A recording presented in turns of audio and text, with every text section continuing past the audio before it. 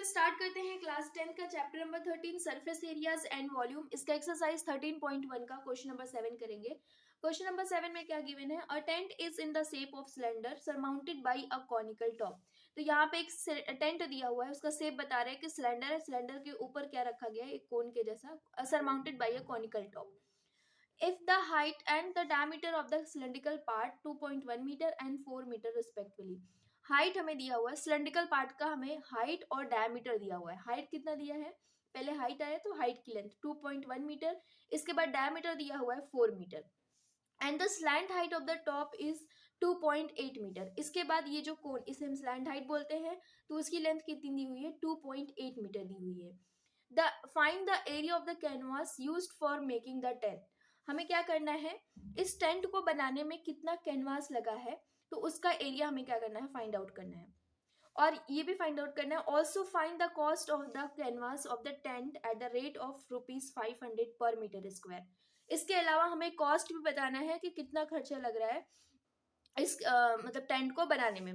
तो 1 metre square का बताया गया है कि ₹500 है। तो हमें पहले एरिया निकालना पड़ेगा, इसके बाद हम निकाल पाएंगे। Note that the base of the tent will not be covered with the canvas. जो इसका बेस है उसको कैनवास से नहीं ढका गया है या कवर नहीं किया गया है। तो सबसे पहले हमें जो गिवन में हम उसको लिखते हैं, यहां से सोल्यूशन स्टार्ट करते हैं। पहला हमें दिया है हाइट एंड डायमीटर दिया हुआ है सिलेंड्रिकल पार्ट का 2.1 मीटर एंड 4 मीटर। तो हाइट दिया है हमें, हाइट ऑफ सिलेंडर, ये कितना दिया हुआ है, 2.1 मीटर। इसके बाद दूसरी चीज दी है डायमीटर, डायमीटर दिया है ऑफ सिलेंडर 4 मीटर। तो अगर यहां से मुझे रेडियस निकालना है तो मैं क्या करूंगी, 2 से डिवाइड करूंगी। तो यहां से हमें आ जाएगा radius of diameter, sorry, radius of cylinder 4/2 हम करेंगे तो ये कितना आएगा, 2 मीटर। तो रेडियस भी हमें निकल गया। यहां से लेके, मतलब ये जो रेडियस है यहां से लेके यहां तक कितना होगी लेंथ, 2 मीटर। फिर इसके बाद हमें स्लैंट हाइट दी है, तो हम लिखेंगे यहाँ पे स्लैंट हाइट, कोन का स्लैंट हाइट दिया हुआ है, एल से डिनोट करते हैं, तो ये होगा 2.8 मीटर दिया हुआ है। अब हमें फाइंड आउट करना है एरिया कि कितना कैनवास यूज हुआ टेंट बनाने में। देखो आप क्या करोगे, जिस पार्ट को मैंने, जब भी एरिया निकालना होता है ना, आप किस पार्ट को टच कर पा रहे हो बस उतना देखो। जैसे मैं ऊपर कोन की बात करूं तो कोन में सिर्फ आप इतना पार्ट टच कर पाओगे, ये वाला पार्ट नहीं टच होगा, क्योंकि जो सिलेंडर का ये ऊपर वाला पार्ट था और ये नीचे वाला, ये क्या हो गया, एक दूसरे से अटैच होके ही बनाया गया है ऊपर। तो ये कौन सा सिलेंडर का, ये कोन का कौन सा पार्ट है, तो ये कोन का कर्व्ड सरफेस एरिया है। सेम इसी तरीके से अगर मैं सिलेंडर की बात करूं तो सिलेंडर पे सिर्फ इतना ही क्या कर पाओगे, ये जो सिलेंड्रिकल पार्ट है इस पे ही कैनवास से कवर कर पाओगे। तो ये कौन सा पार्ट है सिलेंडर का, तो ये भी कर्व्ड सरफेस एरिया है। नीचे का हमें पहले से ही बता दिया गया है कि इसको इंक्लूड नहीं करना है।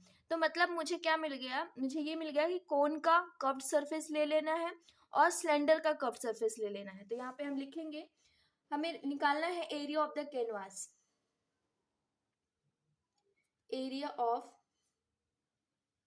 कैनवास इज इक्वल टू क्या लिखेंगे, curved surface area of cone. इसके बाद हमें लिखना है curved surface area of cylinder. Curve surface area of cone का फॉर्मूला होता है πRL, और इसके बाद curve surface area of cylinder का फॉर्मूला होता है 2πRH। अब देखो इसमें तो आर तो दोनों में कॉमन है, क्योंकि ये दोनों का आर सेम है, कोन का भी आर सेम है और सिलेंडर का भी। तो यहाँ से देखो कॉमन किया जा रहा है, पाई दोनों में है तो पाई हम बाहर निकाल लेते हैं। फिर इसी तरीके से आर दोनों में है तो आर बाहर चला जाएगा। यहाँ पे क्या बचेगा, एल बचेगा, और यहाँ पे क्या बचा, 2 और एक एच बच गया। पाई की वैल्यू लिखेंगे 22/7, और आर की वैल्यू कितनी है, आर हमें कितना दिया हुआ है, 2 दिया हुआ है।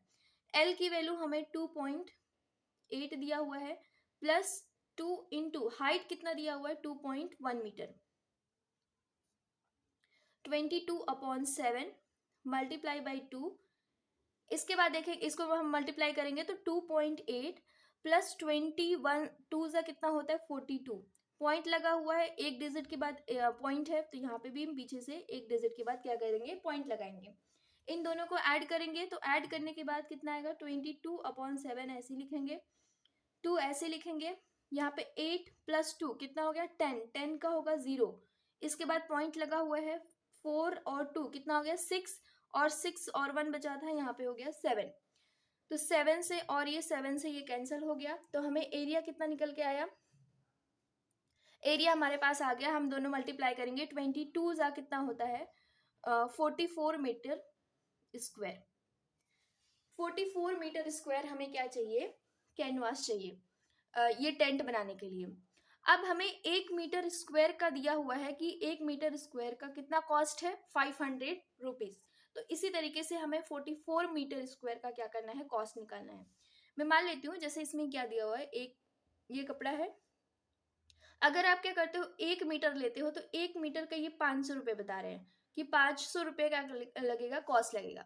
तो इसी तरीके से 44 मीटर स्क्वायर है तो कितना पैसा लगेगा, तो यहाँ पे हमें दिया हुआ है, लिखेंगे यहाँ पे कि cost of canvas of the tent for 1 metre square. तो 1 मीटर स्क्वायर का कितना दिया हुआ है 500 रुपीज। सेम इसी तरीके से अगर हमें कितना निकालना है 44 मीटर स्क्वायर, हमें पता चल गया है, तो cost of canvas of the tent for 44 metre square ये कितना होगा, तो यहाँ पे हम क्वेश्चन मार्क लगाएंगे। इसके बाद देखेंगे, देखो जब भी ऐसे क्वेश्चन सॉल्व करने होते हैं आप क्या करो, क्रॉस मल्टीप्लीकेशन करो। तो क्रॉस मल्टीप्लीकेशन में क्या गया 44 मल्टीप्लाई बाई 500। इसके बाद नीचे जो बचता है, यहाँ पे जो क्वेश्चन है मार्क और ये 1 जो बच रहा है तो 1 ही आएगा, मल्टीप्लीकेशन करो डिवीजन में जाएगा, तो बस क्या करना है इसको मल्टीप्लाई कर देना है। तो ये हो जाएगा 5 4 ज़ा 20, 20 का 0 और बचा 2, 5 4 ज़ा 20, 20 और 2 कितना हो जाएगा 22, और बाकी 2 0 बचे हैं तो यहाँ पे 2 0 लगा देने हैं। तो ये इतना खर्चा लगेगा हमें क्या करना है जब टेंट बनाना है।